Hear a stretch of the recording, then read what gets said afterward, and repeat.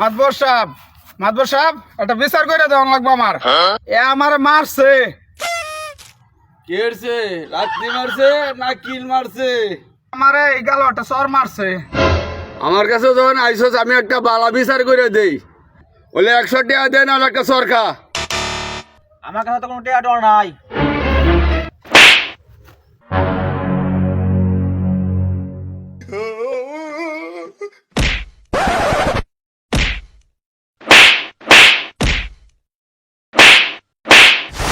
কি লোক কিন্তু বুঝলাম না। মাতো সাহেব আপনি নিবেন 300 আর তাই দেবেন 200। এই টেয়াটা গেলাম গাঁয়ে। তুমি কি 200 নিবে না আমারও 2টা সর মারবে?